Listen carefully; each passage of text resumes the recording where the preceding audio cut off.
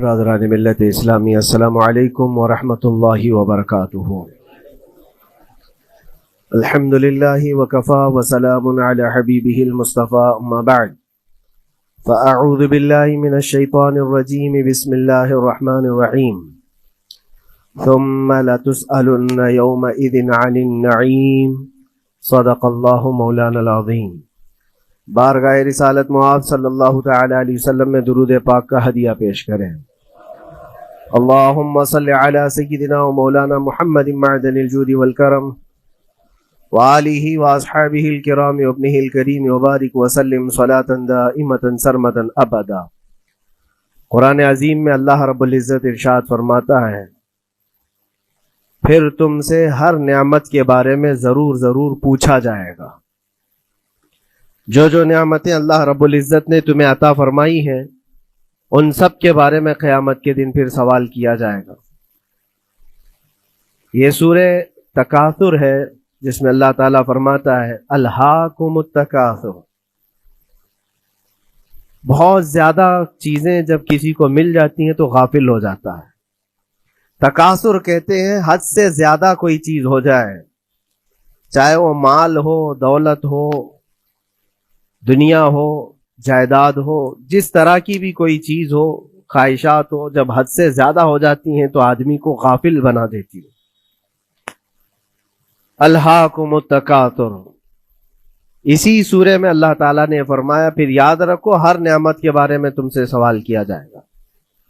آج ہم لوگ اس سال کے آخری جمعہ میں آئے ہیں، 2024 ختم ہونے والا ہے۔ میرے عزیزوں، سب سے پہلے ہم سب کو یہ چاہیے کہ دنیا تو نئے سال کے آنے کے جشن کی تیاریوں میں ہے۔ گناہوں کے اڈے سجائے جا رہے ہوں گے، لوگ ادھر سے ادھر سفر بھی کر رہے ہوں گے، اہتمامات کر رہے ہوں گے، لوگ ایک نئے سال کے استقبال کی تیاریاں کر رہے ہیں۔ لیکن ایک مومن بندے کو یہ چاہیے کہ اس کے گزرے ہوئے سال کا وہ حساب بھی تو کر لے۔ حاسبوا قبل ان تحاسبوا، یہ فرمایا گیا ہے کہ اپنا حساب تم خود کر لو اس سے پہلے کہ اللہ تمہارا حساب لے لے۔ ہمارے گزرے ہوئے سال کے اندر کتنے دھکے کھائے، کتنی ٹھوکریں کھائی، کیا کیا نقصانات اٹھائے۔ سب سے بڑی بات تو یہ ہے کہ ہم نے کتنی عبادتیں کی، کتنی ریاضتیں کی، کتنی نمازیں ہماری ضائع ہوئی۔ یہ اگر محاسبہ کر لے انسان تو شاید ہو سکتا ہے آنے والا نیا سال اس کا بہتر طریقے سے استقبال ہو سکے۔ لیکن اگر صرف جشن کی تیاریاں کرتا ہے اور ہر نئے سال میں وہ اسی طرح کے دھوم دھڑاکوں سے داخل ہوتا ہے تو گزرے ہوئے سالوں کی غلطیاں اسے کبھی یاد نہیں آتی۔ اللہ تبارک و تعالیٰ قرآن پاک میں فرماتا ہے کہ تم سے ہر نعمت کے بارے میں پوچھا جائے گا، ہر نعمت کے بارے میں پوچھا جائے گا۔ حدیث پاک میں ہے، نبی کریم صلی اللہ تعالی علیہ وسلم فرماتے ہیں کوئی انسان قیامت کے میدان سے اس وقت تک اپنا پیر نہیں ہٹا سکتا جب تک 5 سوالات اس سے نہ کر لیے جائیں۔ 5 سوالات میں سب سے پہلا سوال کیا ہوگا؟ اللہ تعالیٰ یہ پوچھے گا کہ میں نے تجھے جوانی دی، تو نے کہاں کہاں خرچہ کیا؟ یہ پہلا سوال ہے۔ اور محدثین و مفسرین فرماتے ہیں کہ ایک سوال کے جواب میں بندے کو 500 سال بھی لگ سکتے ہیں۔ اپنی صرف جوانی کا حساب دیتے دیتے کسی کو 500 سال، کسی کو 700 سال لگ جاتے ہیں۔ باقی کے جو 4 سوالات ہیں وہ بعد میں ہیں۔ اللہ نے صحت عطا کی تو اس کا استعمال کیسے کیا، دولت عطا کی تو اس کا استعمال کہاں کیا۔ صرف جوانی کا جواب دینے میں جب 500 سال لگ جاتے ہیں تو پوری زندگی کا حساب کیا دے پائے گا؟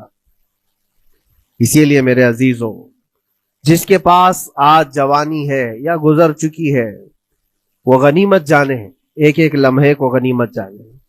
اور ایک حدیث پاک میں آپ کو بتاتا ہوں، اللہ کے حبیب صلی اللہ تعالی علیہ وسلم فرماتے ہیں 5 چیزوں کو 5 چیزوں سے پہلے غنیمت جانو۔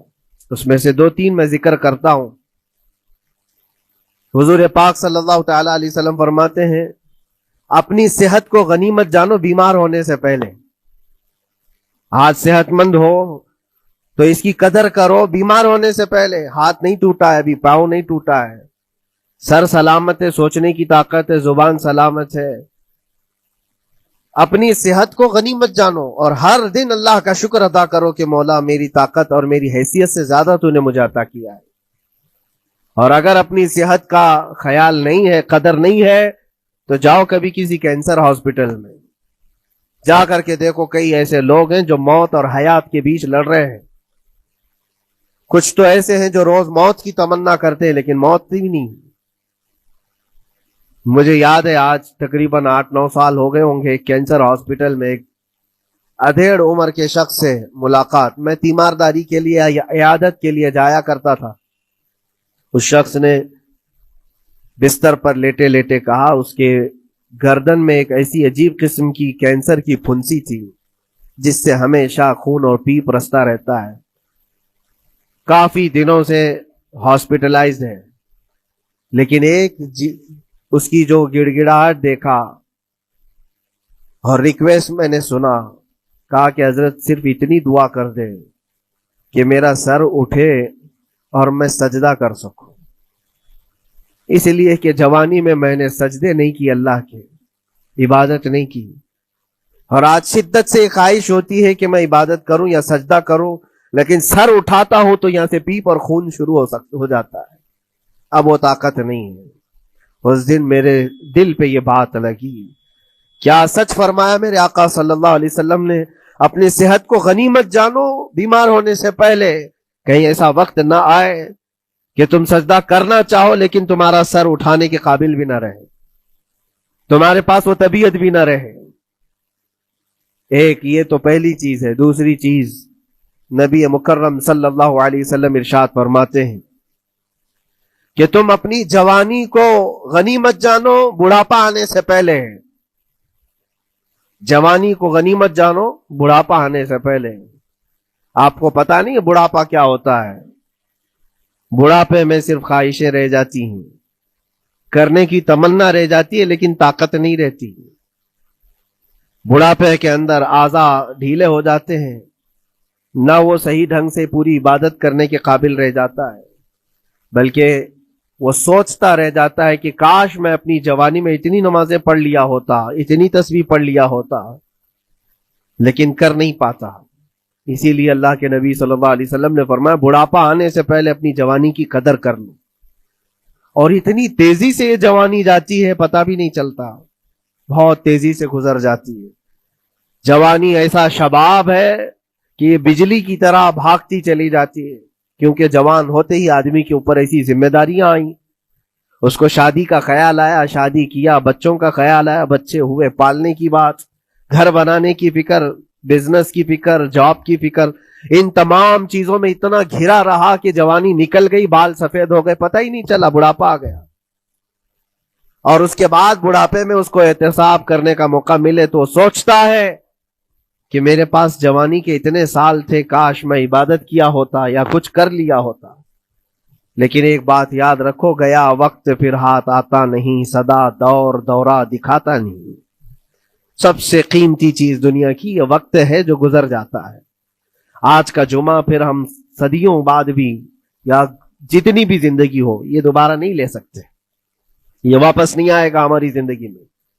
2024 کا یہ آخری جمعہ ہے, پوری دنیا سر پٹک لے دوبارہ یہ جمعہ واپس نہیں لا سکتی گزر جانے کے بعد. یہ نظام کائنات ہے, وقت گزر رہا ہے. الوقت کالسیف, یہ وقت تلوار کی طرح ہے, اس کو تم کاٹ دو ورنہ یہ تمہیں کاٹے گا. تیسری چیز رسول پاک صلی اللہ تعالی علیہ وسلم ارشاد فرماتے ہیں, 2 چیزیں میں نے بتایا. پہلی یہ کہ صحت کو اپنی قدر کرو, غنیمت جانو بیمار ہونے سے پہلے. دوسری چیز ہے اپنی جوانی کی قدر کرو بڑھاپا آنے سے پہلے. اور تیسری سب سے امپورٹنٹ ہے, اللہ کے نبی نے فرمایا زندگی کو غنیمت جانو موت آنے سے پہلے. پہلے والی 2 چیزوں میں تو تمہارے پاس موقع تو ہے. صحت چلی گئی, بیمار ہے, لیکن بیماری میں بھی توبہ کر رہا ہے, اللہ اللہ کر رہا ہے, چلو ٹھیک ہے. جوانی چلی گئی لیکن بڑھاپا ہے, بڑھاپا میں تو اللہ اللہ کر رہا ہے, عبادت کر رہا ہے. یہ دونوں میں تو موقع ہے, لیکن زندگی ختم ہو گئی, موت آ گئی, تب پھر کیا ہے؟ موت کے بعد پھر کوئی عمل نہیں ہے، موت کے بعد کوئی عمل نہیں ہے۔ حضرت سفیان ثوری رضی اللہ تعالیٰ عنہ کی وہ بات مجھے یاد آتی ہے، ایک جنازہ جا رہا تھا اور اس جنازے کے پیچھے ایک 8 سال کی بچی روتی ہوئی جا رہی تھی، اس کے باپ کا جنازہ تھا، بہت رو رہی تھی، بہت گڑ گڑا رہی تھی۔ کیا جملہ کہہ رہی تھی؟ کہتی تھی کہ ہمارے گھر پر، ہم پر جو آج مصیبت آئی ہے، اس سے بڑی مصیبت کبھی آئی نہیں، بہت بڑا صدمہ ہے، بہت بڑی مصیبت ہے۔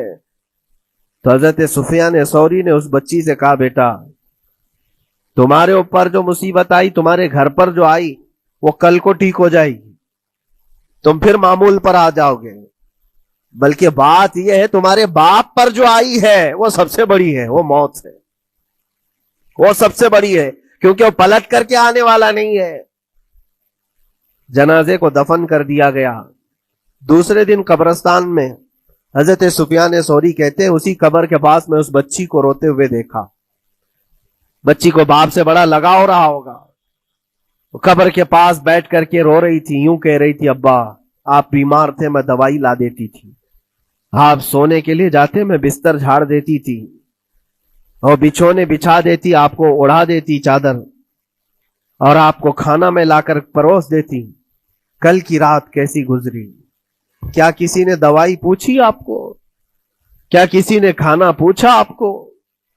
کیا کسی نے بستر جھاڑ کر دیا اور کسی نے آپ کو اوڑھنا اڑایا؟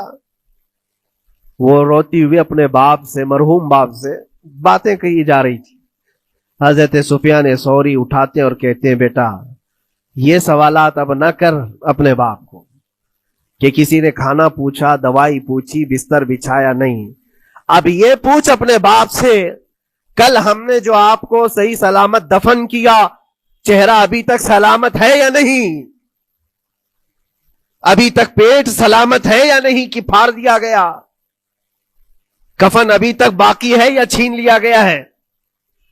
یہ پوچھ اپنے باپ سے کہ کل ہم نے جب دفنایا تھا تو خوشبوؤں میں دفنایا تھا، پوچھ اپنے باپ سے کہیں کیڑے تو نہیں چڑھ گئے آج، کیونکہ یہ ہونے والا ہے اب قبر کی زندگی میں۔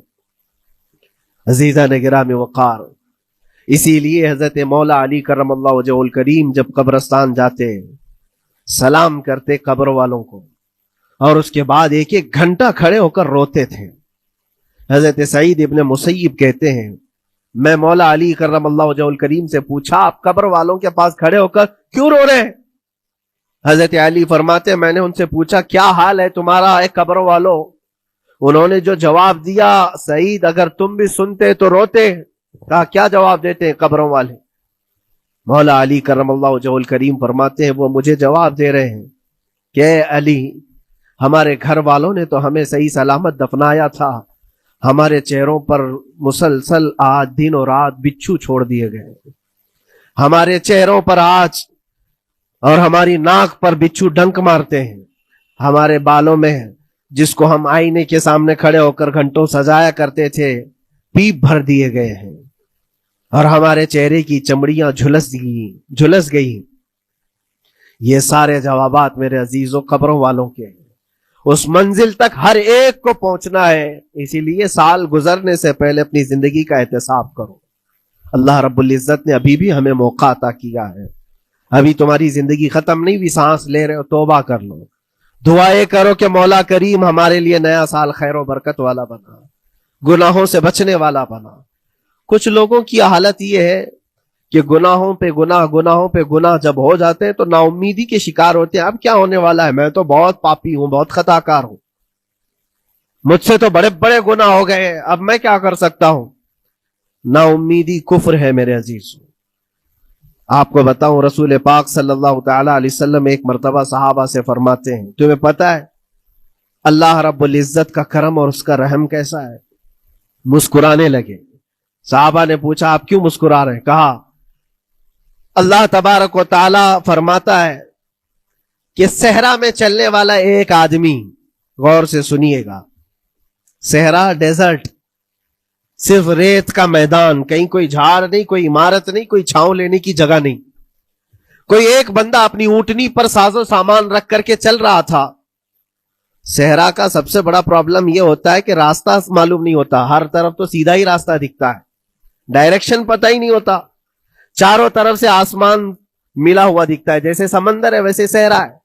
کبھی اگر آپ نے سفر کیا ہو, ہم نے مصر میں دیکھا ہے 200-250 کلومیٹر تک گاڑی چلتی ہے, ایک درخت بھی نہیں آتا, ایک عمارت بھی نہیں آتی صحرا میں. راستے بھول جاتے ہیں لوگ. پہلے کے دور میں تو کوئی نیویگیشن بھی نہیں تھا. تو کوئی بندہ ایسے جو اونٹنی پر ساز و سامان رکھ کر کے سفر کر رہا ہے اور ایک جگہ تھک کر کے سو گیا صحرا میں. سنی ہے یہ مثال فرما رہے میرے آقا صلی اللہ علیہ وسلم. تھک کر کے سو گیا اور جیسے اس کی نیند کھلی تو دیکھا اونٹنی ساز و سامان کے ساتھ غائب ہے, کچھ بھی نہیں ہے اس کے پاس. کھانے پینے کی جو چیزیں تھی, ساز و سامان تھا, سب اونٹنی کے ساتھ غائب ہو گیا. اب وہ بیچ صحرا میں اتنا حیران اور پریشان, اٹھ کر کے تلاشنے لگا. اب اس کو نہ راستہ دکھائی دے نہ اپنی اونٹنی دکھائی دے. شدت پیاس کی وجہ سے اب وہ جگہ جگہ پانی تلاش کر رہا ہے, پانی بھی نہیں ملتا صحرا میں. موج سراب جس کو کہتے ہیں نا, موج سراب کیا ہے؟ ریت چمکتی ہے سورج کی دھوپ سے اور انسان کو ایسا لگتا ہے ادھر پانی ہے, اور وہاں تک پہنچتا ہے تو پانی نہیں ہوتا, ریت ہوتی ہے. وہ اسی پانی کو تلاش کرتے کرتے صحرا میں مر جاتا ہے. صحرا میں بہت لوگوں کی موتیں ہوتی ہیں, پہلے بہت لوگ مر جاتے تھے جو راستہ بھٹکتے تھے. اب حدیث پاک میں فرمایا گیا وہ بندہ جس کی اونٹنی غائب ہو گئی, ساز و سامان بھی نہیں, ڈھونڈتا رہا پورا دن پوری رات, تھک ہار کر کے آزا جواب دے گئے. اب نہ پانی ملتا ہے, نہ کھانا ملتا ہے, نہ اپنی سواری ملتی ہے. ایک جگہ آ کر بیٹھ گیا, اپنی آخری سانسیں گن رہا تھا, کیونکہ اب آزا جواب دے گئے تھے. سخت شدت کی دھوپ, صحرا کی تپتی ہوئی زمین اور بھوک و پیاس کی تکلیف الگ.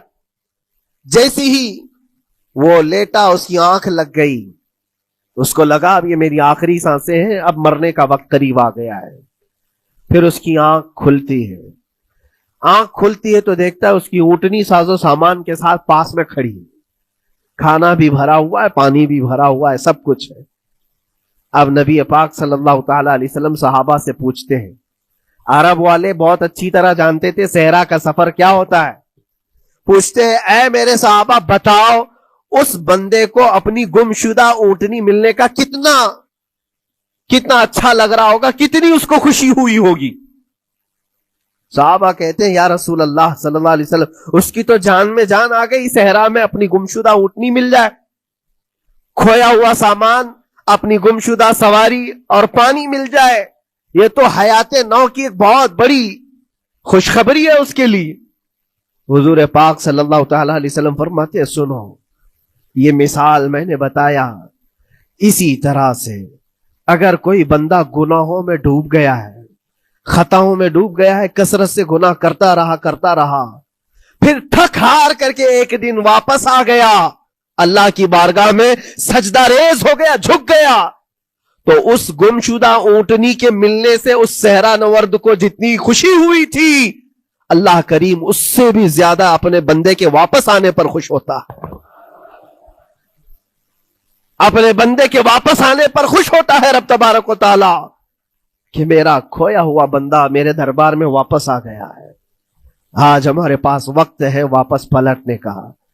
میرے عزیزو نا امید نہ ہو, ہمیں ہمارے جانے سے پہلے حساب کرنے کے لیے مولا نے وقت دیا ہے. پتا ہے آپ کو, یہ بھی میرے آقا صلی اللہ تعالی علیہ وسلم کی رحمت کاملہ ہے.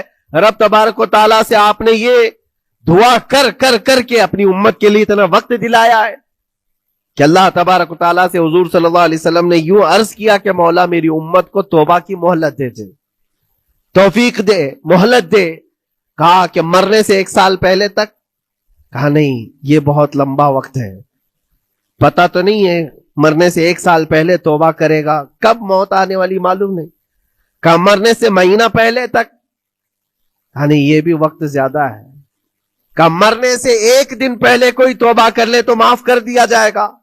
نبی پاک صلی اللہ علیہ وسلم نے اللہ کی بارگاہ میں گڑ گڑاتے ہوئے کہا مولا 1 دن بھی بہت ہے, اور موقع دے دے میری امت کو, میری امت کو اور موقع مل جائے.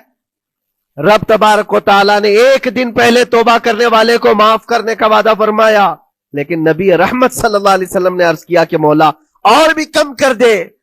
رب تعالیٰ فرماتا ہے موت کا جو گرگرا آتا ہے، یعنی جو ہچکی آتی ہے، فرشتے نظر آنے لگتے ہیں، رب تعالیٰ فرماتا ہے اس سے 1 منٹ پہلے بھی توبہ کر لے میں سب معاف کر دوں گا۔ یہ صرف رسول پاک کی اس امت کے لیے، اس امت کا خاصہ ہے۔ مرنے سے 1 منٹ پہلے بھی وہ آ جائے اللہ کی بارگاہ میں، مولا معاف فرما دے گا۔ عزیزان کرام وقار، اسی لیے میں عرض کرتا ہوں کہ وقت تمہارے ہاتھ سے نکلنے سے پہلے تم آ جاؤ اور اسی دربار میں آؤ جہاں بیٹھنے والا صدیق اکبر بنا، جس کے قدموں میں بیٹھ کر فاروق اعظم بنا، جس کی چھاؤں میں چلنے والا عثمان ذو النورین بنا، اور جس کا لعاب پاک پی کر کے حیدر کرار بنا۔ اس دربار میں آ جاؤ، کامیابی ہماری وہیں رکھی ہے۔ اللہ کریم ہمارا یہ گزرا ہوا سال، اس میں جتنے ہماری غلطیاں، کوتاہیاں، کمیاں، بیشیاں، گناہ ہوئے ہیں، مولا اپنے فضل و کرم سے معاف فرما دے، اور آنے والے نئے سال کو ہمارے لیے خیر و برکت والا، ایمان و استقامت والا سال بنا دے۔ اسلام و سنیت کا بول بالا فرما، کفر و شرک کا منہ کالا فرما، گستاخان رسول کو تباہ و برباد فرما، شاتمان رسول پر تو عذاب علیم نازل فرما۔ اے رب کریم، اے احسن الخالقین، مولا ہم سب کو مرنے سے پہلے سچی توبہ کی توفیق نصیب فرما۔ وآخر دعوانا ان الحمدللہ رب العالمین۔ السلام علیکم۔